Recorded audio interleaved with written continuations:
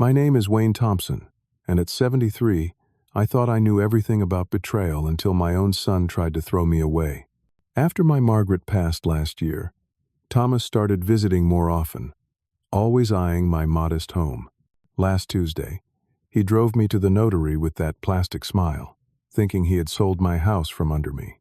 I sat quietly as he sweated through his designer shirt, completely unaware of the $42 million trap his mother had set. If you are watching this, drop a comment saying where you are from, and subscribe to hear how karma works in mysterious ways.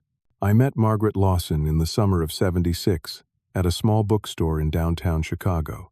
I was browsing through the business section when I noticed this beautiful woman with intelligent eyes examining the same book I had been eyeing. We reached for it simultaneously, our hands brushing against each other. That simple touch changed my life forever. "You take it," she said with a smile that lit up her entire face. "I can wait." I insisted we share it over coffee. One coffee led to dinner, dinner led to more dates, and 6 months later, we were married in a simple ceremony with just our closest friends and family present. Margaret was 24, and I was 25, both of us filled with dreams and ambitions. What most people never realized about my wife was the brilliant business mind hidden behind her warm smile. To everyone in our social circle, Margaret was an accountant who worked for various companies throughout her career. What they didn't know was that she was quietly building her own tech investment portfolio on the side, making strategic early investments in companies that would later become household names. "Wayne," she would say to me, "wealth shouldn't change who you are. It should only amplify what was already there." We lived in a modest $300,000 suburban home, despite having the means to purchase mansions. Our furniture was comfortable, but not extravagant. We drove reliable cars, rather than flashy sports models. The only luxury we truly indulged in was education for our son Thomas, who was born 3 years after our marriage. Thomas attended the best private schools in Chicago. His intelligence was evident from an early age, and Margaret made sure he had every educational advantage possible. When he was accepted to Princeton, I had never seen my wife more proud. She believed our son would use his education to make a positive impact on the world. "He has your heart and my head," Margaret would say. "That combination will serve him well in life." But something changed during those college years. The calls home became less frequent. When Thomas did visit, he seemed more interested in networking with our friends who had connections than spending time with us. I noticed the subtle shift in his demeanor, the way he began to look at everything through the lens of monetary value rather than emotional worth. Margaret noticed it too, but remained hopeful. "He's finding his way," she would assure me. "He'll remember the values we taught him." When Margaret was diagnosed with pancreatic cancer 4 years ago, our world shifted. The doctors gave her a year at most, but my Margaret was a fighter. She battled for 3 grueling years, through rounds of chemotherapy that took her beautiful hair but never her spirit. Even in her weakest moments, her mind remained sharp as ever. During the final year of her illness, I noticed Margaret having frequent meetings with our attorney Jackson Palmer. I assumed she was simply putting her affairs in order, making sure everything would be simpler for me after she was gone. What I didn't realize was that she was constructing an elaborate inheritance plan built around her deep understanding of our son's character. In her final days, as she lay in our bed surrounded by the soft light of the setting sun, she took my hand and spoke words I will never forget. "Wayne," she whispered, her voice weak but her eyes still bright with intelligence. "I've watched Thomas change over the years. The education we provided opened doors for him, but it also exposed him to people who measure worth only in dollars. I'm afraid we're losing him to greed." I tried to reassure her, but Margaret had always seen things clearly. "I've made arrangements," she continued. "Jackson has all the details. Don't tell Thomas about the full inheritance. Not yet. He needs to learn that family is worth more than fortune. Promise me you'll follow the plan we discussed." I promised her, though at the time I didn't fully understand what she had arranged. Margaret passed peacefully the next morning as I held her hand. 45 years of marriage ended with a gentle exhale, leaving me alone with my grief and a promise to keep. The funeral was well attended. Margaret had touched many lives through her quiet generosity. I watched Thomas during the service, noting how he checked his watch several times, how he used the reception afterward to exchange business cards with some of Margaret's colleagues.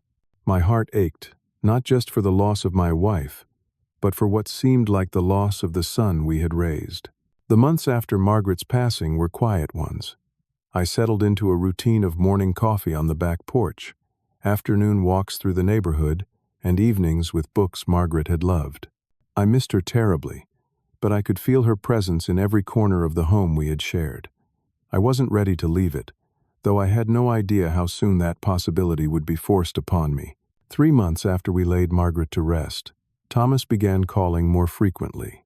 At first I was hopeful that grief had reminded him of the importance of family. He started visiting every Sunday, something he hadn't done even when his mother was ill. "How are you managing, Dad?" he would ask, his eyes scanning the living room as if taking inventory. "This place must feel pretty big now that you're alone." During his third visit, he brought up the subject of my finances directly. "Mom handled all the money stuff, right? Maybe I should take a look at your accounts, make sure everything is in order." I simply told him that Jackson was helping me sort through everything. Thomas's jaw tightened at the mention of Margaret's attorney. "That guy charges by the hour, Dad. I could help you for free." What Thomas didn't know was that Jackson had already explained Margaret's inheritance plan to me in detail. I understood now why she had been so secretive. I also understood that I needed to play my part perfectly. The visits became weekly affairs, and each one included casual questions that were anything but casual. "Have you thought about downsizing, Dad? This place has so many stairs. Are you keeping up with the yard work? That's a lot for someone your age. How much are you spending on utilities for this big old house, anyway?" 6 months after Margaret's passing, I noticed something troubling. My home office had always been meticulously organized, a habit from my years as a high school principal. One evening after Thomas left, I realized that several financial documents were not where I had left them. My bank statements, property deed, and insurance policies had all been moved slightly, as though someone had examined them and hastily put them back. The following week, Thomas arrived with a friend he introduced as Jerry from my golf club, who just happened to be a real estate agent. Jerry was in the neighborhood and thought he'd stop by to say hello, Thomas explained with a smile that didn't reach his eyes. Jerry spent the entire visit assessing my home, commenting on the charming but dated fixtures and how the place had good bones but needs work. Before leaving, he handed me his card and said, "If you ever decide to sell, I'd be happy to give you a market assessment." After they left, I sat in Margaret's favorite chair and tried to reconcile the son who stood before me now with the boy we had raised. Where had we gone wrong? Or was this transformation inevitable, given the circles he now moved in? One afternoon, Thomas left his phone on the kitchen counter while he used the bathroom. A text notification flashed across the screen. "Any progress getting the old man to sell? Time's running out on that investment opportunity." That evening, after Thomas left, I called Jackson. "It's happening just as Margaret predicted," I told him, my voice heavy with disappointment. "Margaret was astute about people," Jackson replied, "especially those she loved most. Are you ready to proceed with her plan?" I wasn't sure I would ever be ready to confront my son's betrayal, but I had made a promise to my wife. "Yes," I said, "let's proceed." A week later, Thomas arrived with a folder of brochures for various investment opportunities. As he spread them across my dining table, he casually mentioned he was a bit short on cash. "There's this amazing opportunity in cryptocurrency," he explained, his eyes gleaming with excitement. "But I need about $50,000 to get in at the ground level. I was thinking maybe you could help me out, Dad. It would be an investment for both of us." When I asked about his job at the investment firm, he waved his hand dismissively. "That's just a paycheck. The real money is in these side deals." I didn't immediately refuse, which seemed to encourage him. As he continued his pitch, I excused myself to make coffee, needing a moment alone to collect myself. In the kitchen, I recalled teaching Thomas to ride his bicycle when he was 6 years old, how his face had lit up with accomplishment when he finally balanced on his own, how he had crashed into a bush and cried, not from pain but from frustration at not being perfect right away.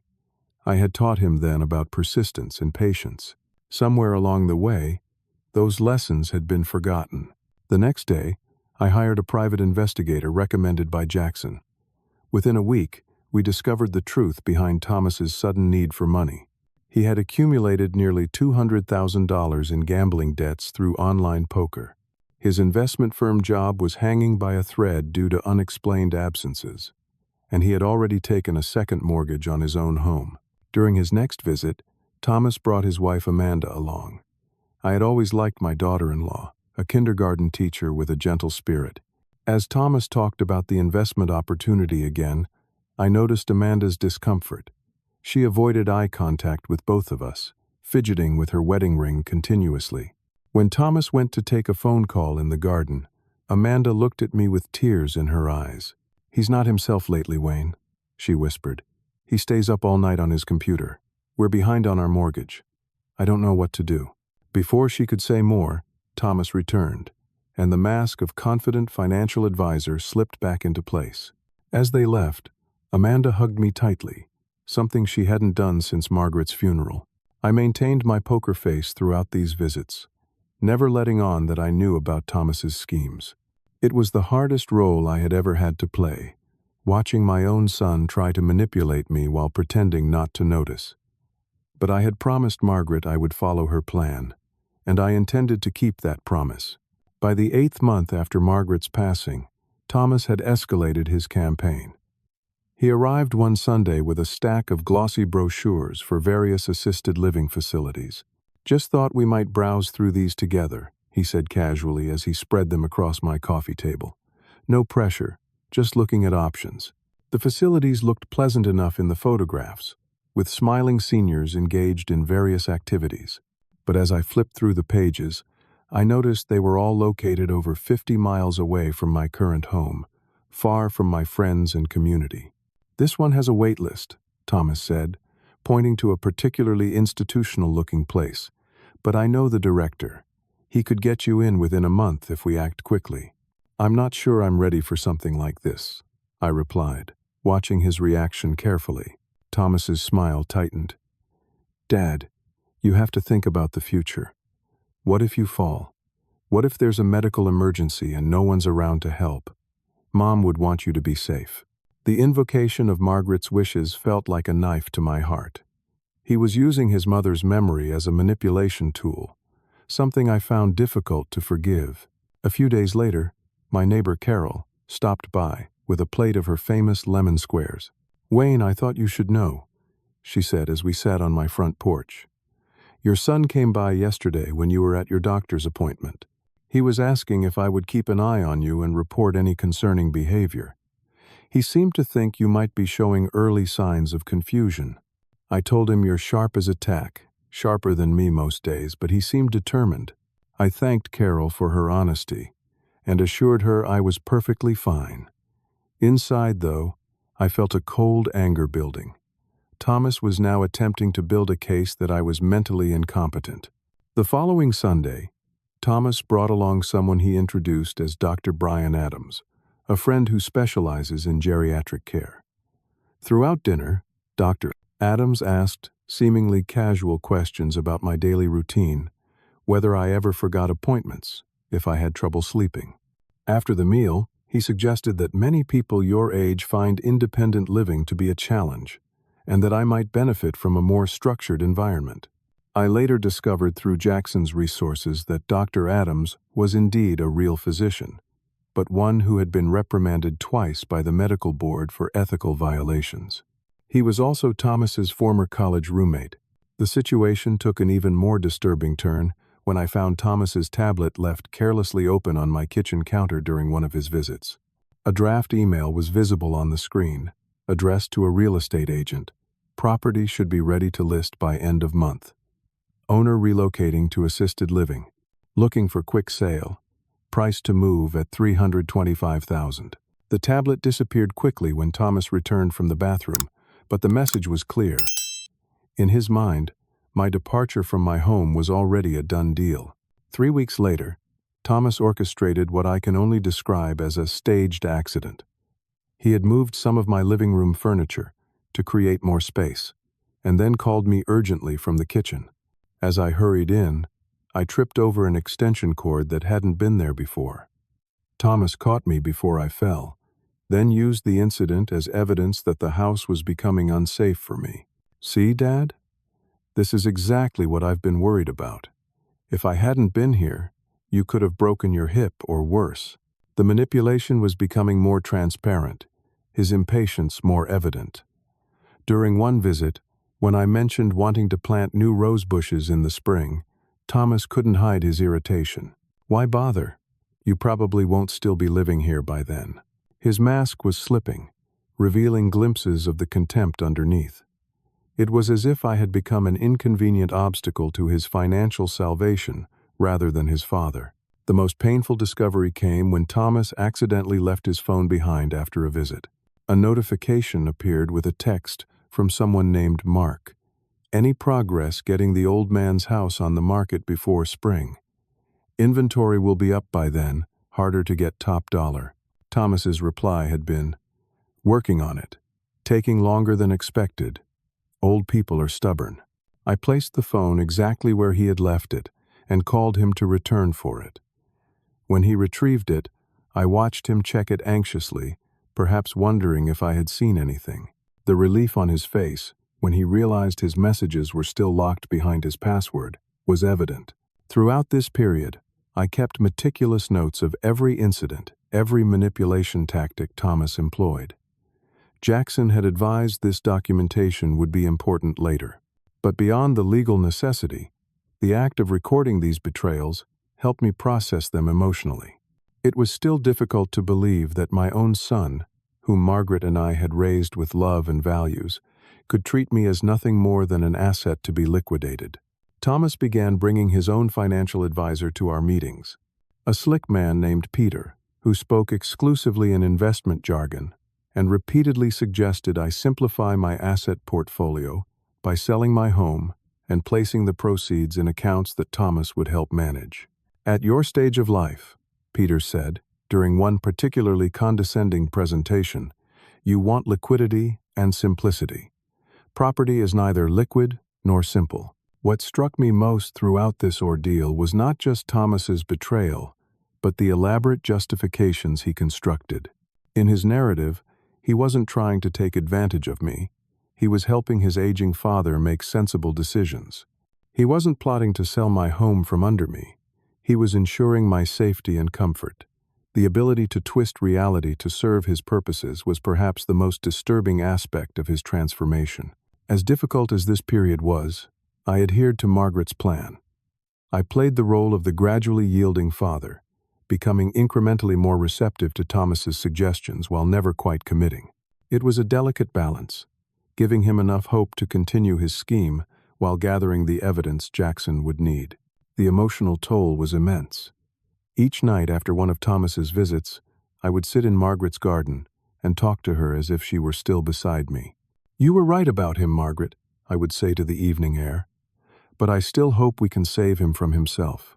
9 months after Margaret's passing, I met with Jackson Palmer at his office downtown rather than my home to ensure Thomas wouldn't discover our meeting. The wood-paneled room with its wall of law books felt appropriately solemn for the conversation we were about to have.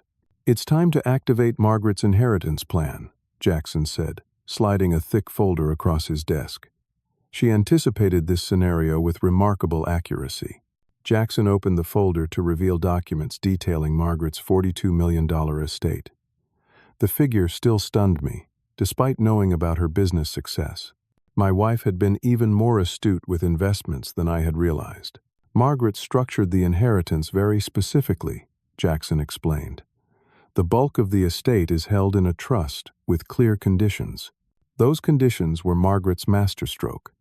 For Thomas to receive his inheritance, he would need to demonstrate genuine care for me over a period of 5 years. Not just financial support or occasional visits, but substantive emotional care and respect. The trust included funding for independent evaluators who would periodically assess the authenticity of this care. If Thomas fails to meet these conditions, Jackson continued, the entire inheritance will be divided among Margaret's selected charities, with only a small stipend remaining for Thomas. Margaret had built in multiple safeguards against performance or manipulation. The evaluation criteria were both objective and subjective, designed to detect genuine care versus acted concern. Even if Thomas learned of these conditions and attempted to perform, the duration and consistency required would likely reveal his true character. She wanted to give him a chance to rediscover his values, Jackson said. To remember that family means more than finances. We spent the next hour reviewing the evidence I had gathered of Thomas's manipulative behavior. Jackson recorded my verbal testimony and added it to the documentation file. The final piece of the plan was to schedule a meeting at the notary's office where Thomas believed we would be signing papers for the sale of my house. Instead, Jackson explained, we'll present the inheritance terms. It's important that this happens in a neutral location with witnesses.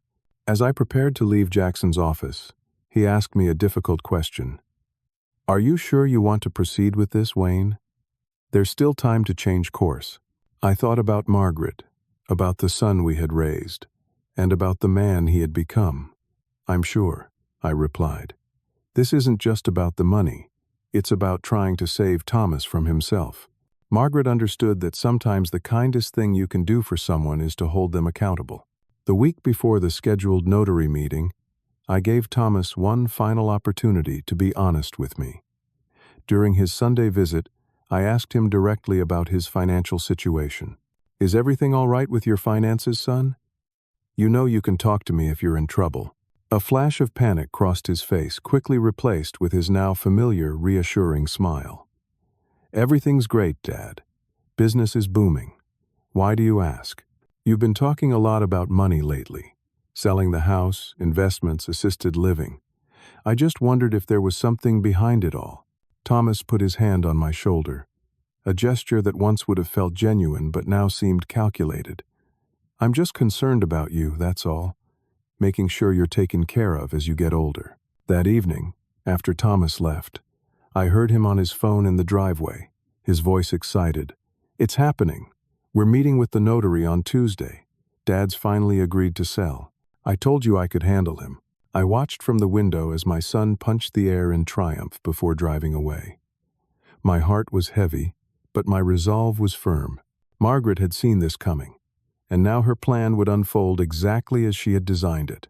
The night before the notary meeting, I couldn't sleep. I sat in our bedroom looking at photographs of Thomas as a child. His first day of school with his oversized backpack, teaching him to fish at Lake Michigan, his high school graduation with Margaret beaming beside him. I wondered when exactly we had lost him to greed, or if the potential had always been there, waiting for the right environment to flourish. I hope we're doing the right thing, Margaret, I whispered to her photograph on the nightstand. As always, when I spoke to her memory, I felt a sense of peace wash over me. This wasn't about punishment. It was about redemption. Thomas needed to face the consequences of his choices before he could begin to change. It was the hardest form of love, but sometimes the most necessary. Tuesday morning arrived with an appropriate dramatic flair, dark clouds gathering on the horizon promising rain later in the day. Thomas picked me up at precisely 9:30, earlier than our scheduled 10:15 appointment at the notary. He was dressed in his best suit, hair freshly cut, and wearing a cologne I didn't recognize. His excitement was barely contained beneath a veneer of solicitous concern. "Big day, Dad," he said as he helped me into his Mercedes, an unnecessary gesture given that I was perfectly capable of getting into a car unassisted. "Once we get these papers signed, you won't have to worry about home maintenance or property taxes ever again." Throughout the drive, Thomas kept up a steady stream of one-sided conversation about the assisted living facility he had selected, emphasizing the bingo nights and field trips as if I were a child being promised treats at summer camp. He checked his watch repeatedly, clearly anxious to arrive at the notary's office with time to spare. "Jerry got you a great price for the house," Thomas said as we neared our destination. $325,000 in this market is excellent. And the buyers are willing to close quickly, which works out perfectly for getting you settled into sunny pines before winter. I simply nodded, conserving my energy for what was to come. We arrived at the notary's office 20 minutes early. The small waiting area was empty, except for a receptionist who informed us that our appointment was confirmed and we would be called in shortly. Thomas paced the small space, checking his phone frequently. 10 minutes before our scheduled time, the office door opened, and Jackson Palmer walked out. Thomas froze mid-step. "Jackson? What are you doing here?" The casual tone he attempted couldn't mask his alarm. "Good morning, Thomas," Jackson replied calmly. "I'm here for the same meeting you are." Thomas turned to me, confusion and the first flickers of suspicion crossing his face. Before he could speak, the notary called us in. The notary's office was a simple, professional space with a large desk and 4 chairs. The notary, Miss Rivera, greeted us formally and asked for identification from all parties. As we settled into our seats, Thomas leaned toward me. "Dad, why is Mom's attorney here? This is just a simple property sale." I looked at my son directly for what felt like the first time in months. "No, Thomas. That's not what this meeting is about." Miss Rivera placed a folder on her desk. Not the property sale documents Thomas was expecting, but the trust paperwork Jackson had prepared. "Mr. Thompson," she addressed Thomas, "I have here the terms of the Margaret Thompson Family Trust, which I've been asked to review with you today." Thomas looked from the notary to me, then to Jackson, his expression cycling rapidly through confusion, suspicion, and the beginning of comprehension. "What trust? What are you talking about?" His voice had risen slightly, the controlled facade beginning to crack. Jackson took the lead, his attorney's demeanor perfectly professional. "Margaret Thompson, before her passing, established a substantial trust for the benefit of her family. As executor of her estate, I'm here to formally inform you of its existence and conditions." The notary slid the first document across the desk. "This is an overview of the trust's assets, currently valued at approximately $42 million. Thomas's eyes widened as he stared at the figure on the page. His mouth opened and closed several times before he managed to speak. "$42 million? That's impossible. Mom was an accountant." "Your mother was much more than that," I said quietly. "She was a brilliant investor who built a technology portfolio worth millions while maintaining the modest lifestyle we all shared." Thomas grabbed the document, scanning it with increasing agitation. "Why am I just hearing about this now? It's been nearly a year since she died." Jackson removed another document from the folder. The disclosure of the trust was scheduled according to Margaret's specific instructions. Now, regarding the conditions of inheritance.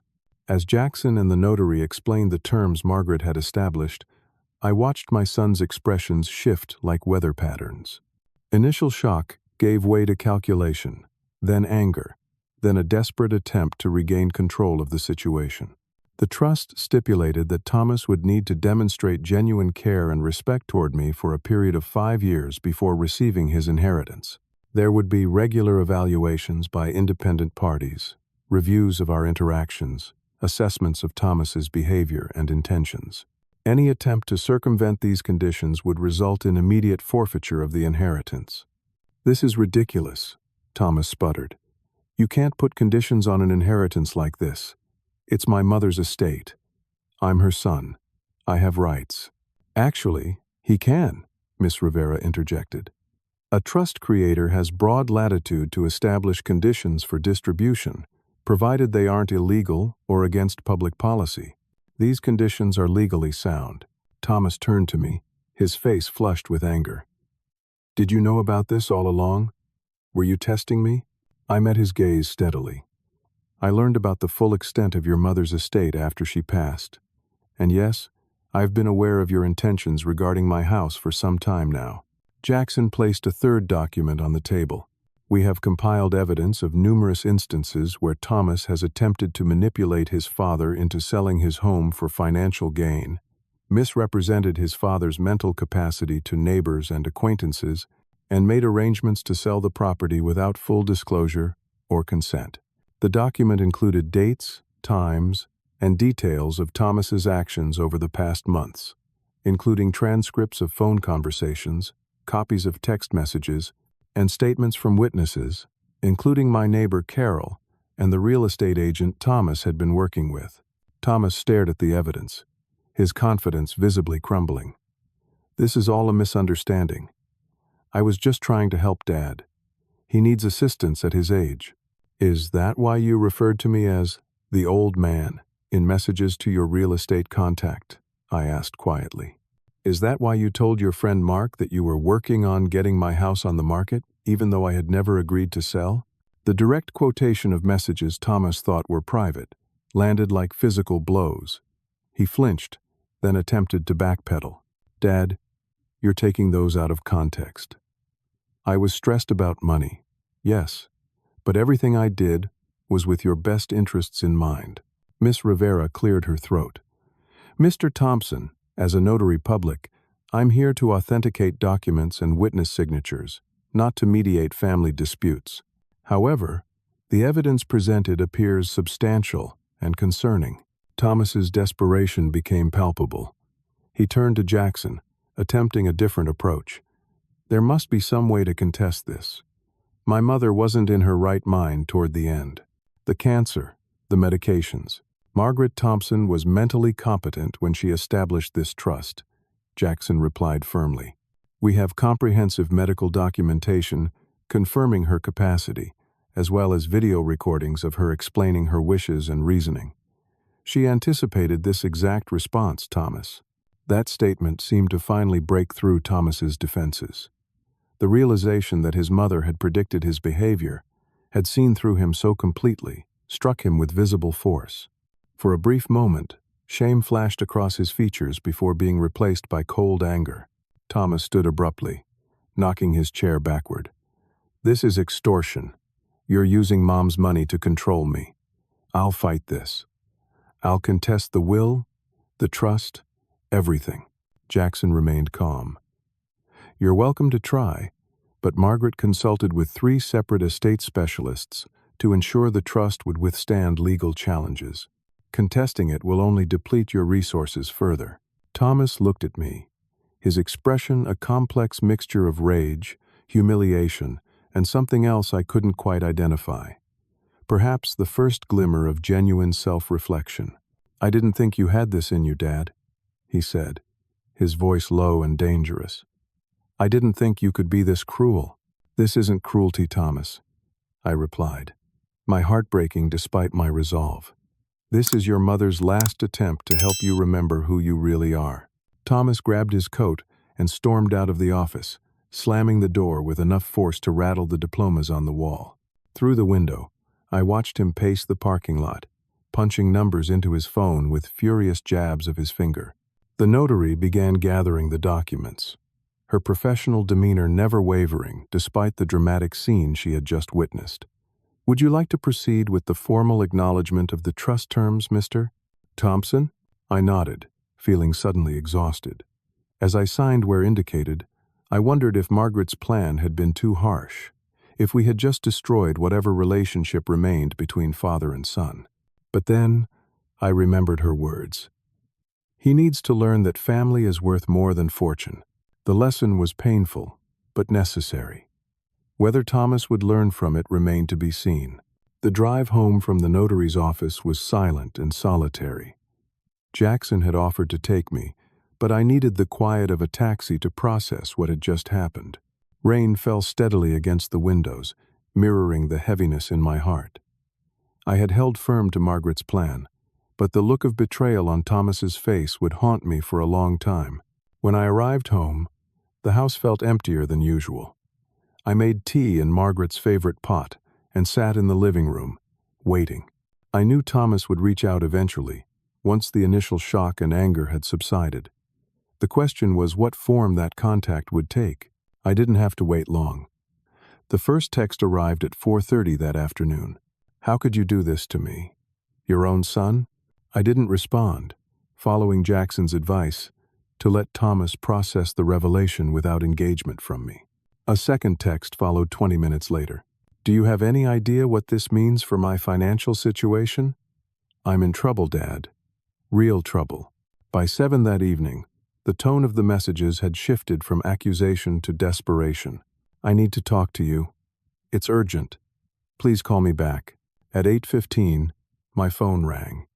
It was Amanda, Thomas's wife, her voice tight with emotion. Wayne, I'm so sorry to call like this, but I need to know what happened today. Thomas came home in a state I've never seen before. He's been locked in his office for hours, making calls and cursing. He won't tell me anything except that you and Margaret have ruined everything. I explained as gently as I could about the inheritance and its conditions, about Thomas's schemes regarding my house, and about the evidence we had gathered. There was a long silence on the other end of the line. I suspected something wasn't right, Amanda finally said, her voice barely above a whisper. He's been so secretive, so stressed about money. Wayne, there's something you should know. Thomas is in debt. Serious debt. Amanda revealed that Thomas had lost nearly $400,000 through online poker over the past 2 years. He had maxed out multiple credit cards, taken a second mortgage on their home, and borrowed money from people who weren't the kind to accept late payments. The deadline for a substantial payment was approaching, and Thomas had been counting on the proceeds from selling my house to cover it. These aren't just banks he owes money to, Amanda said, fear evident in her voice. Some of these people have threatened him, threatened us. I found out last week when one of them called the house. That's why I've been so uncomfortable during our visits. I knew something was wrong, but Thomas wouldn't tell me the whole truth. As difficult as it was to hear about my son's deception, learning about the threats against him and Amanda was worse. Whatever his flaws, Thomas was still my son, and the thought of him in physical danger was unbearable. Amanda, are you somewhere safe right now? I asked. I'm at my sister's place, she replied. Thomas doesn't know I've called you. I just needed to understand what was happening. I assured her that we would find a way through this situation and asked her to stay with her sister until things calmed down. After we hung up, I called Jackson to update him on this new development. He agreed to look into the legal implications and potential solutions, but cautioned me against making any hasty decisions that would undermine Margaret's carefully constructed plan. Just after midnight, the doorbell rang. I peered through the peephole to see Thomas standing on my porch, soaking wet from the rain, his usual polished appearance completely abandoned. I opened the door, and he pushed past me into the living room. You've had your fun, Dad, he said, pacing frantically. You've made your point. Now we need to fix this. Thomas, sit down, I said firmly. If we're going to talk, you need to calm down. Calm down? His voice rose to a shout. Do you have any idea what you've done? Those investors I told you about? They're not the kind of people who take no for an answer. I told them I would have the money by the end of the week. I promised them the proceeds from this house. You sold a house that wasn't yours to sell? I replied, keeping my voice level. That's fraud, Thomas. It's survival, he shouted, running his hands through his wet hair. They're going to come after me, after Amanda. All for what? To teach me some kind of lesson? I waited until his tirade exhausted itself, watching as my son gradually deflated, sinking onto the couch with his head in his hands. Your mother built an empire while living in this modest home, I said quietly. She could have given you everything from the beginning, set you up with trust funds and connections, but she wanted you to develop character first, to understand the value of work and integrity. Thomas looked up, his eyes red. So this is punishment for not living up to her expectations? No. It's an opportunity to remember who you are beneath the debt and desperation. The son we raised wouldn't have tried to sell his father's home from under him. For the first time since this ordeal began, I saw a flash of genuine shame cross Thomas's face. Not embarrassment at being caught, but true shame at his actions. I've made a mess of everything, he whispered, and for a moment I saw the little boy who had come to me with scraped knees and broken toys, looking for his father to fix what was broken. Yes, you have, I agreed, but it's not beyond repair. We talked through the night, really talked for the first time in years. Thomas finally admitted the full extent of his gambling addiction, how it had started as a way to network with clients, but quickly spiraled out of control. He confessed to the threats he had received, showing me messages that made my blood run cold. "I can contest the trust conditions," he said at one point, a last vestige of his calculating side emerging. "Tie it up in court for years." "You could," I acknowledged, "but that wouldn't solve your immediate problem, and it would ensure you never receive the inheritance at all." As dawn broke, Thomas left my house a different man than when he had arrived. Not transformed, not yet, but cracked open, the first step toward genuine change. He had agreed to meet with Jackson to discuss legal options regarding his debts and to look into rehabilitation programs for his gambling addiction.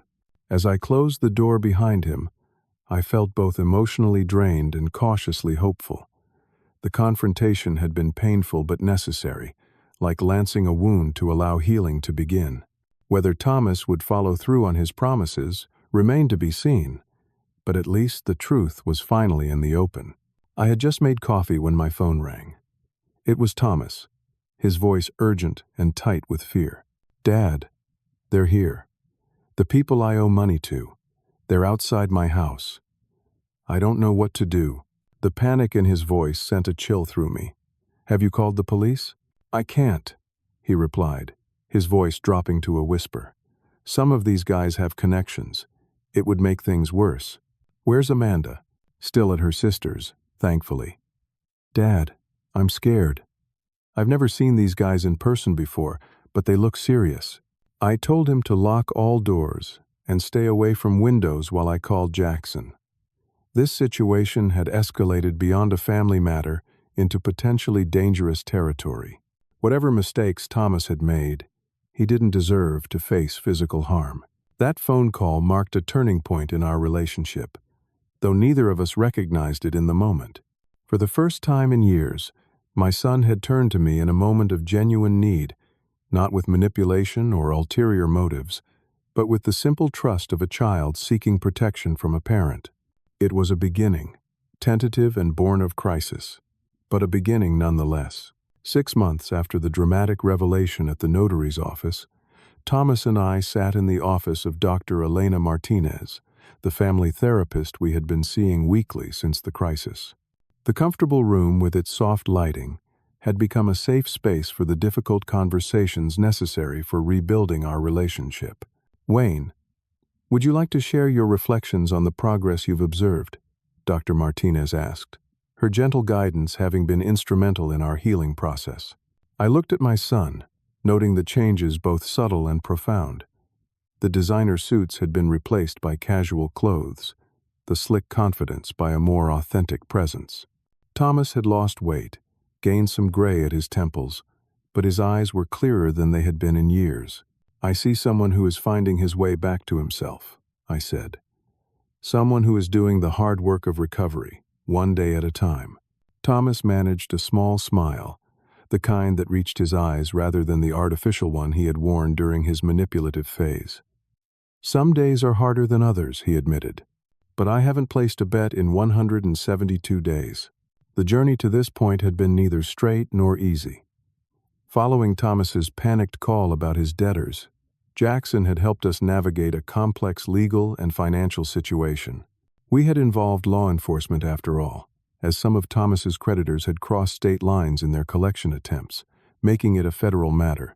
Thomas had spent 2 weeks in a residential treatment program for gambling addiction, followed by ongoing outpatient therapy and Gamblers Anonymous meetings 3 times a week. I had decided to sell my house after all, but on my own terms and timeline. I found a comfortable 2-bedroom condo in a secure building close to downtown, where I could walk to restaurants and the library. The proceeds from the house sale were placed in a separate account managed by Jackson, with a portion used to address Thomas's legitimate debts through structured settlements negotiated by attorneys. "Thomas, would you like to share your perspective on the changes in your relationship with your father?" Dr. Martinez prompted. Thomas took a deep breath. 6 months ago, I saw my father as an obstacle to solving my financial problems. I'm ashamed to admit that I viewed him as a resource rather than a person, let alone my dad. He turned to face me directly. Now I'm learning to see him as someone with wisdom I need, someone who, along with Mom, gave me values I abandoned but am trying to reclaim. The therapy sessions had uncovered layers of issues beyond the gambling addiction. Thomas had been driven by an insatiable need to project success, to compete with college classmates who had made fortunes in tech and finance. Somewhere along the way, the external trappings of success had become more important than the internal qualities his mother and I had tried to instill. Wayne has mentioned that Margaret anticipated Thomas's challenges, Dr. Martinez noted. How does that make you feel, Thomas? Thomas's expression tightened slightly, a flash of the old defensiveness surfacing briefly. At first, I was furious that Mom had set up this elaborate test instead of just leaving me the money. It felt like she didn't trust me, like she was controlling me from beyond the grave. He paused, gathering his thoughts. But as I've worked through my addiction and started to see myself more clearly, I've realized she saw me more clearly than I saw myself. She knew I was losing my way long before I did. The trust wasn't a punishment. It was her attempt to help me find my way back. After our session, Thomas and I walked to a nearby cafe, a Saturday ritual we had established.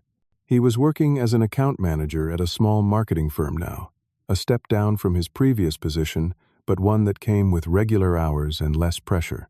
Amanda had moved back in with him 3 months ago, their relationship also in a process of careful rebuilding. "I have something to tell you, Dad," Thomas said as we settled at our usual corner table.